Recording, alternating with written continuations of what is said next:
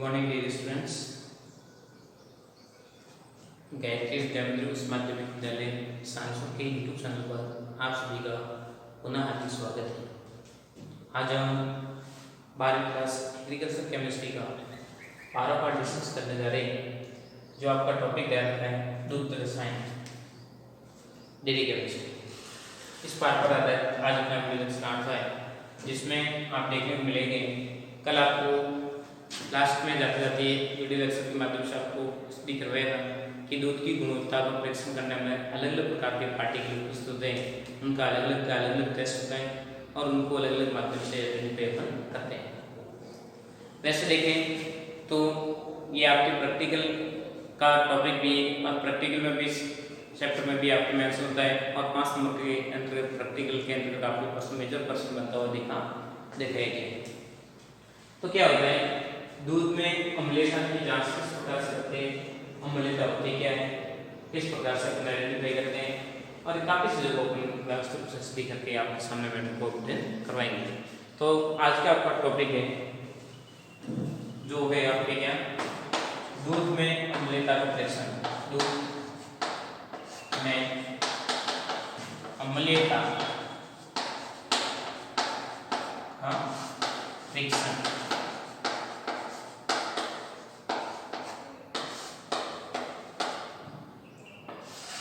इस चीज को आप कंसिडर करने जा रहे हैं। तो बेसिकली आपको ध्यान दें कि दूध में अम्लीयता पाई जाती है नॉर्मली प्राकृतिक प्रोसेस के अकॉर्डिंग तथा अलग अलग कंडीशन के अकॉर्डिंग अम्लीयता देखी जाती है। दूध में अम्लीयता के अलग अलग घटक होते हैं, उसको अपन बताते हैं। तो कंसिडर करने पर आप देखने को मिलता है कि दूध में अम्लीयता 2 प्रकार की होती है। एक तो होती है क्या प्राकृतिक अम्लीयता और दूसरी होती है विकसित। किसी कारण से अम्लीयता विकसित हो जाती है और विकसित होने की वजह से कई प्रकार के इन्फेक्शन देखा जाता है। तो उसको भी आपको बताने जा रहे हैं। तो आप देखोगे दूध में अम्लीयता जनरली दूध में लैक्टिक अम्ल पाया जाता है, आप जानते भी हैं। लैक्टिक अम्ल की वजह से दूध अलग अलग प्रकार के कंडीशन में वो फटता है, अलग अलग प्रॉपर्टी प्रदर्शित करता हुआ देखा जाता है। तो देखोगे कि दूध में अम्लीयता है क्या, परीक्षण किस प्रकार से करते हैं, क्या इसके स्टेप है, काफी चीजों को अपन डिस्कस करेंगे। और एक है टॉपिक आपको मैंने पहले बता दिया कि प्रैक्टिकल एग्जाम में या प्रैक्टिकल पार्ट का भी एक मेजर टॉपिक के अंतर्गत स्टडी की जाती है। तो देखिए कि प्रैक्टिकल के अकॉर्डिंग आपको बताया जा रहा है कि किस प्रकार से क्या क्या स्टेप क्वेश्चन खुला होते हैं, उसको अपन कंसिडर कर रहे हैं।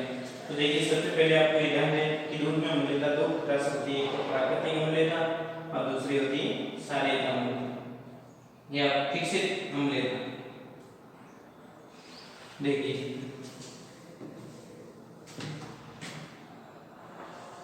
दूध में अम्लीयता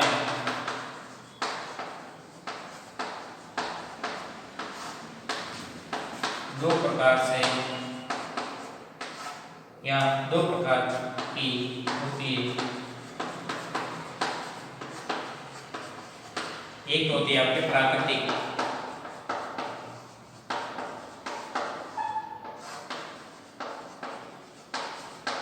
और दूसरी कौन सी होती है विकसित या कृत्रिम विकसित अम्लीयता।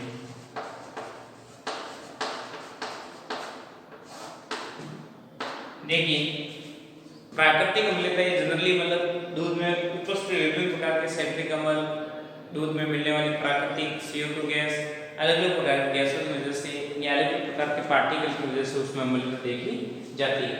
जबकि विकसित अम्लीयता अलग अलग प्रकार के शर्करा के अपघटन होने के दौरान उत्पन्न होती है। तो ये जनरली मैटर आपके सामने उपलब्ध करवा रहे हैं कि दूध में अम्लीयता एक तो प्राकृतिक प्रोसेस के अकॉर्डिंग होती है। ये दूध में फास्फेट, सल्फेट लवण, कैल्शियम, एल्यूमिनियम तथा प्राकृतिक रूप से CO2 गैस मिलने की वजह से दूध में अम्लीयता बढ़ती हुई देखी जाती है। और इसकी क्वांटिटी होती है वो 0.12 या अपन के 0.12 से 0.14% के अकॉर्डिंग देखी जाती है।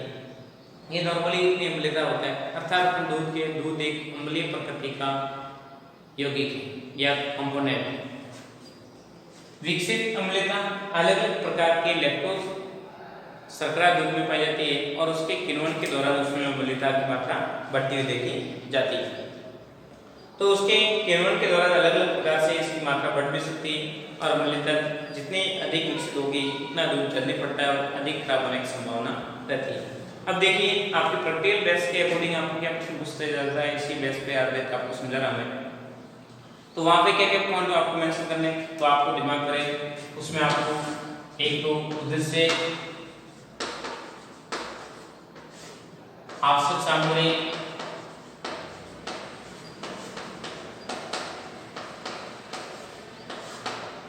सिद्धांत, रिएक्शन सारणी,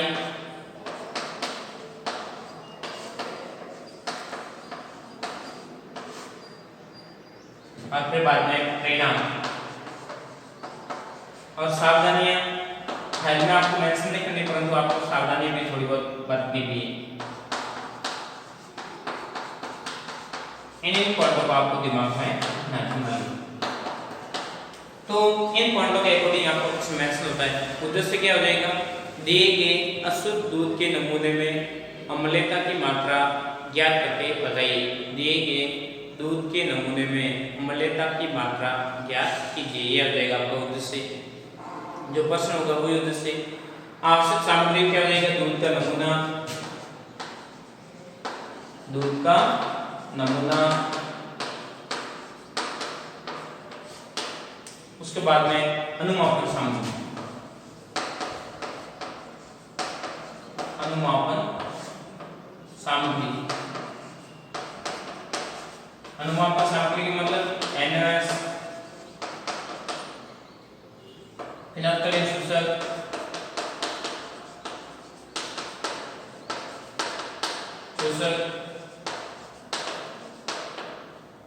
उसका ब्यूरेट, पिपेट,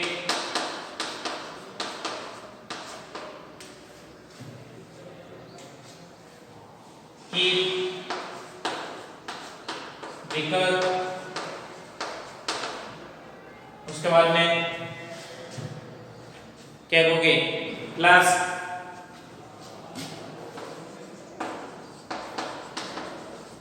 इन चीजों की आपकी रिक्वायरमेंट होती है अनुमापन सामग्री के अंतर्गत। ये बेसिकली आप क्या हैं और शोषक अलग अलग मीडियम में चेंजेस होता हुआ देखा जाता है। तो देखिए क्या होता है उसको मैं समझा रहा हूँ। एक बार पूरे मैटर का आप स्क्रीनशॉट ले लीजिए, फिर बाद में आगे बढ़ते हैं। आपको देखने को मिलेगा किस प्रकार से अपन अनुमापन करते हैं और किस प्रकार से अपन रीडिंग फाइंड आउट करते हैं, उस चीज को आपको क्लैरिटी के साथ समझाने जा रहे हैं। पूरे मैटर का एक बार स्क्रीनशॉट ले लीजिए, हो गया होगा स्क्रीनशॉट। देखिए आगे अपन पूरे प्रोसेस को किस प्रकार से अपन फॉलो करते हैं उसको समझिए। देखिए तो सिद्धांत आपके क्या रहेगा, अमल सार अनुमापन है। क्या है, सिद्धांत के अंतर्गत आप लिखोगे अमल सार अनुमापन,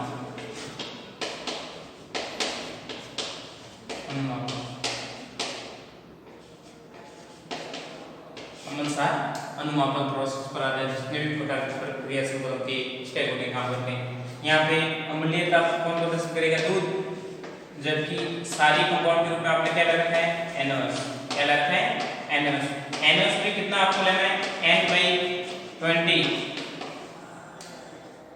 N/20 मोलर सांद्रता का आपको नॉर्मलता का सॉल्यूशन बनाना है, ध्यान दें N/20।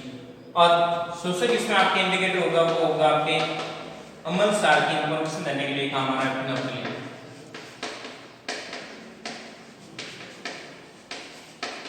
ये आप क्या देगा आपने जनरली सिद्धांत। देखिए विधि क्या होगी, विधि आपको मेंशन नहीं करनी परंतु विधि भी लेटेस्ट को आपको समझानी पड़ती है। तो देखिए सर्वप्रथम आपको क्या लेना है, स्टैंड पे लगा हुआ है आपको क्या लेना है, ब्यूरेट, साफ सुथरा।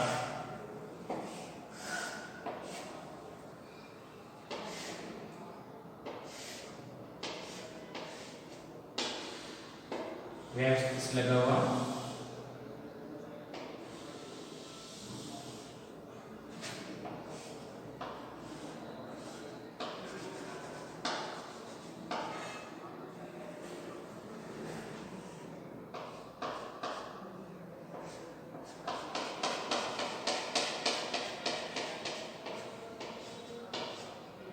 ये क्या आपके ब्यूरेट।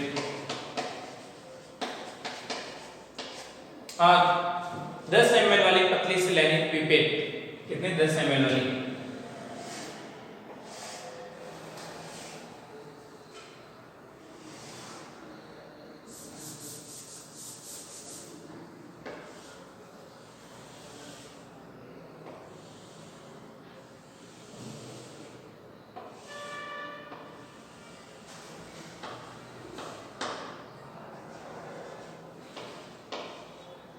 ये मैंने आपको 10 ml की, ये क्या है आपके पिपेट।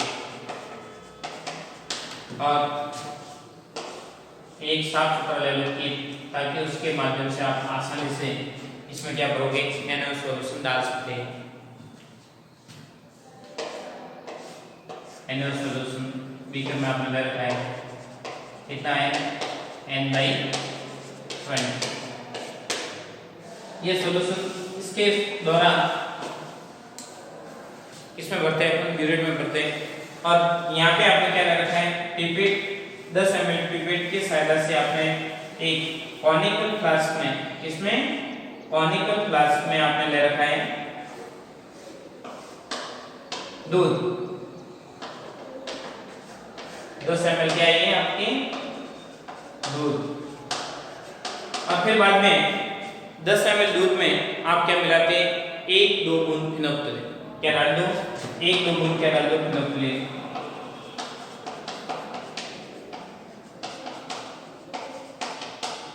एक दो बूंद, ठीक है नहीं डालना, ऐसा नहीं आधा गिलास पर फिनोक्सिलिन डाल दे इसमें, नहीं, ओनली पर 1-2 बूंद फिनोक्सिलिन मिलाना दूध में। और फिर बाद में आप देखोगे जैसे ही NaOH को बूंद बूंद बूंद बूंद बूंद आप इस कॉनिकल फ्लास्क में आप मिलाते हैं और धीरे धीरे साथ में सेक करते रहते हैं कॉनिकल फ्लास्क को। जब आपके अम्ल सार की विक्रिया उदासीन हो जाता है, पूरा न्यूट्रलाइजेशन प्रोसेस हो जाता है, तब आपको देखने को मिलता है कि दूध में हल्का सा गुलाबी रंग उत्पन्न होता हुआ देखा जाता है। दूध में हल्का सा गुलाबी रंग उत्पन्न हो रहा है, इसका मतलब वो क्या आइडेंटिफाई आपको करवाएगा कि दूध अम्ल सार की विक्रिया पूर्ण रूप से न्यूट्रलाइज होगी और दूध में इतने परसेंटेज अम्ल की मात्रा कंसिडर की जाती है। दिमाग बात रहेगी, अम्ल सार की मात्रा कितने परसेंटेज है उसको निकालने का फॉर्मूला क्या प्रोसेस हो जाएगा कि N/10 के अकॉर्डिंग आप जो आपने सॉल्यूशन ले रखा है उसको उसमें रख दीजिए और फिर बाद में दूध की मात्रा कितनी काम आई वो और इंटू 0.1 से क्या कर दीजिए गुना और उसके अकॉर्डिंग आपको मान मिल जाएगा। देखिए दूध की अम्लता परसेंटेज में आपको निकालनी है ना प्रतिशत में, तो N/10 NaOH की मात्रा इंटू 0.01 और इंटू कर दो आप 100% के लिए 100 और बट्टा क्या डालोगे, बट्टा दूध की क्वांटिटी।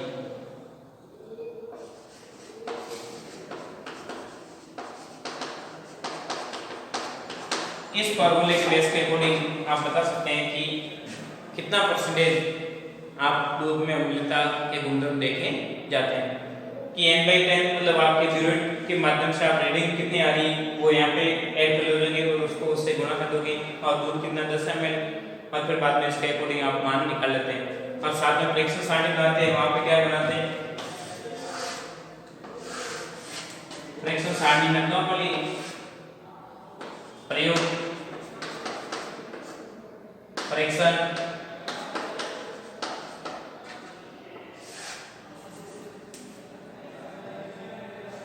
कर रहे हैं तो भी फर्स्ट नमूना, सेकंड नमूना, तीसरा नमूना, वो अलग अलग नमूना, उसके बाद में यहाँ पे पाठ्यांक, ब्यूरेट का पाठ्यांक, पिपेट का पाठ्यांक, अलग अलग पाठ्यांक को आप कंसीडर करते हैं और फिर बाद में उसके अकॉर्डिंग आप रीडिंग ले लेते हैं और वो रीडिंग यहाँ पर मान देते हैं और उसका क्या मिल जाता है आपको डायरेक्ट आंसर मिल जाता है कि इतने परसेंटेज दूध में अम्लता की मात्रा देखी जाती है।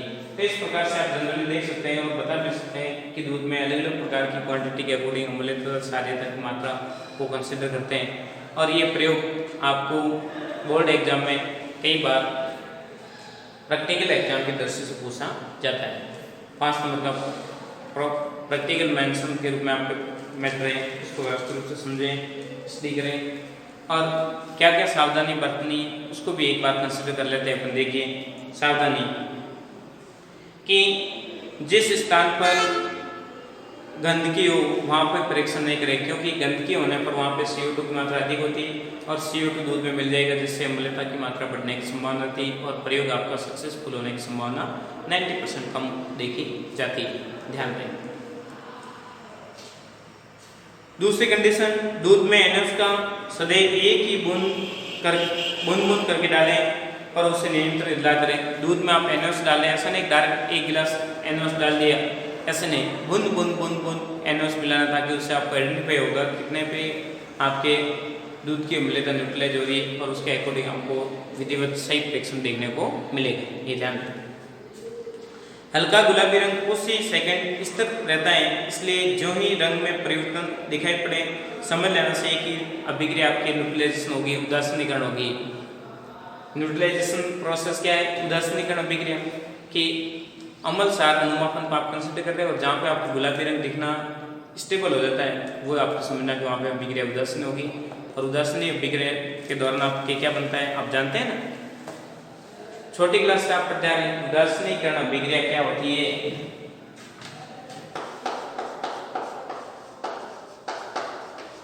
उदासीनीकरण अभिक्रिया वैसे आपने 11th क्लास में स्टडी भी किया था और याद भी होगा कि अम्ल व सार की अभिक्रिया करवाते हैं, देन आपकी क्या बनता है? लवण प्लस जल और साथ में उष्मा मुक्त होती है। उष्मा मुक्त अर्थात अभिक्रिया कैसी? उष्मा से भी। उष्मा से भी अभिक्रिया होने की वजह से बार बार इसको हिलाते रहेंगे ताकि अभिक्रिया न्यूट्रलाइज हो, टेम्परेचर बढ़े नहीं, हाई टेम्परेचर नहीं हो। उसको न्यूट्रलाइज करने के लिए तुमको बार बार पानी के ग्लास को क्या करना, साथ साथ में हिलाते रहना। ये ध्यान रखें। दिमाग बात रहेगी, जनरली कंसिडर मैटर आपको इसके याद होना चाहिए कि उदासीनीकरण अभिक्रिया के दौरान अम्ल और सार आपस में अभिक्रिया करके लवण प्लस जल बनाते हैं और अभिक्रिया के दौरान आपके उष्मा मुक्त होती है, इसलिए उष्मा से भी अभिक्रिया भी कहते हैं। तो ये ध्यान दें, बूंद डालें। ब्यूट में NaOH का पाठ्यांक अर्धसंध्राकार बिंदु के निश्चित स्तर का पढ़े। हमेशा जो पारदर्शी विलीन होते हैं उसका ब्यूट में पाठ्यांक लेते हैं, तो उसके निचली सतह को आप कंसिडर करें और अपारदर्शी सॉल्यूशन के लिए ऊपरी वर्ग को कंसिडर करें। ये आपको जनरली बात दिमाग में होनी चाहिए। विरेट की रीडिंग लेने के लिए यह प्रक्रिया उस समय तक दोहरानी चाहिए जब तक ये 2-3 पाठ्यांक समान न मिले। जब तक 2-3 पाठ्यांक आपके कॉमन हो जाए तब आपको पाठ्यांक लेना छोड़ देना, बाकी बार बार ये प्रयोग करते रहना चाहिए। तो ये प्रोसेस इम्पोर्टेंट टॉपिक था आज का, प्रैक्टिकल की दृष्टि से भी है और वैसे प्रैक्टिकल में भी आपको मैटर ऑब्टेन करवाया जाएगा, फाइल में भी इस मैटर को व्यवस्थित रूप से कॉन्सेप्ट बेस पर समझाना है और थ्योरेटिकल बेस पे कभी एक बार आपको पूछते हैं तो भी आपको किसी प्रकार का कंफ्यूजन या झिझक नहीं होनी चाहिए। दिमाग बात रहेगी। तो आज आपने क्या कंसिडर किया है कि दूध में अम्लता किस प्रकार से आइडेंटिफाई करते हैं, दूध में अम्लता उत्पन्न होने के क्या कारण है, किस प्रकार से अम्लता उत्पन्न होती है। एक तो अम्लता उत्पन्न होने का फैक्टर आपने कंसिडर किया कि प्राकृतिक प्रोसेस जिसमें उपस्थित विभिन्न प्रकार के घटक होते हैं, एल्बिन, कैसीन, सिट्रेट लवण या उसमें फास्फेट लवण, उनकी वजह से या डायरेक्ट इनडायरेक्ट वातावरण से CO2 घुलने की वजह से अम्लता दूध में बढ़ती है। और दूसरा कारण था विकसित अम्लता लैक्टोज शर्करा के अपघटन या किण्वन की क्रिया के दौरान भी उत्पन्न देखी जाती है। और अम्लता किस प्रकार से अपन आइडेंटिफाई करते हैं, प्रैक्टिकल प्रोसेस के अकॉर्डिंग पूरे मैटर को आपके सामने पेश करके समझाया। व्यवस्थित रूप से उम्मीद करता हूँ कि आप समझोगे और घर जाके इसको व्यवस्थित रूप से फाइल में मेंशन करके वैसे घर जाके क्या घर पे ही हो तो घर पे बैठ के आराम से शॉर्ट नोट्स बनाए, समझे, किसी भी प्रकार का कन्फ्यूजन या डाउट हो डायरेक्ट उसके समस्या समाधान करें। इंपॉर्टेंट बात है, गायत्री विद्या मंदिर यूट्यूब चैनल को आपने सब्सक्राइब नहीं किया, सब्सक्राइब करें, लाइक करें, ताकि अपलोड होने वाले नए वीडियो नोटिफिकेशन आपको मिलता रहेगा, ताकि आपकी पढ़ाई व्यवस्था बनी रहे। और समय पे आपका कोर्स पूरा हो जाए। ध्यान दें, परीक्षण सारणी को विधिवत रूप से सही बनाना, परीक्षण सारणी को सही बनाना। परीक्षण सारणी नॉर्मली आप पिछले प्रयोग में भी मैंने बताया कि वैसे सेम टू सेम प्रोसेस है और कन्फ्यूज होता है तो एक बार मैं शॉर्ट में आपके सामने बता देता हूँ, पेश कर देता ताकि आपके दिमाग में एक कन्फ्यूज नहीं हो। देखिए, तो ये आपके सामने मैंने परीक्षण सारणी रिप्रेजेंट की व्यवस्थित रूप से ध्यान रखते हुए आप समझ कि दूध का नमूना ले रखा है, दूध का नमूना उससे लोगे तो दूध के नमूने ए बी सी ऐसे आप 2-3 प्रकार से ले सकते हैं और पीपेट आप 10 ml के सभी स्थान पर 10 ml। और जब भी प्रयोग प्रारंभ करते हैं वहाँ पे 0.0 ml तक शुरू तक आपको बढ़नी है और जहाँ पे आपके रीडिंग कलर आना शुरू हो जाता है वहाँ पे आपको बता देना कितने बाई जो भी रीडिंग आ रही है अंतर गैप के बाद में आप मेंशन कर लो और सुसंग जो कॉमन रीडिंग आ रही है उसको रिप्रेजेंट करके आप बता सकते हैं कितनी रीडिंग आपके आ रही है। तो ये प्रैक्टिकल प्रोसेस वैसे आपको करवाएंगे तब आपको मेजर रूप से समझाएंगे भी और बता भी दिया जाएगा, परंतु आपको थ्योरेटिकल प्रोसेस आपको दिमाग में होना अनिवार्य है। तो ये था आपका आज का टॉपिक, प्रैक्टिकल तथा थ्योरेटिकल पर आधारित आपका बेसिक टॉपिक जिसको आपने समझा, व्यवस्थित रूप से स्टडी किया। अगले वीडियो लेक्चर के माध्यम से आप अलग अलग प्रकार के दूध में और कई प्रकार की गुणवत्ता वेरीफाई करने के परीक्षण है उसको भी डिस्कस करेंगे। तो ये था आपका टॉपिक, व्यवस्थित रूप से समझे, स्टडी करें और जो भी कंफ्यूजन हो तो बता दें। थैंक यू, धन्यवाद, सो मच।